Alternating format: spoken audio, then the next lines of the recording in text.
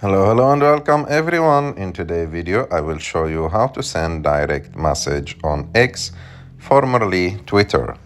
Okay, so for that you have to go to X, and after that go to the account that you want to send him private message.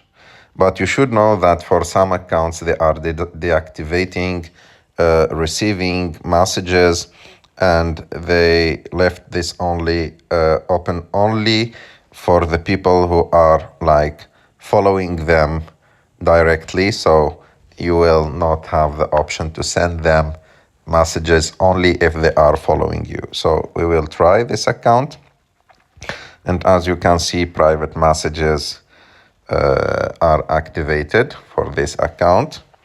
So for example, I will to send a message.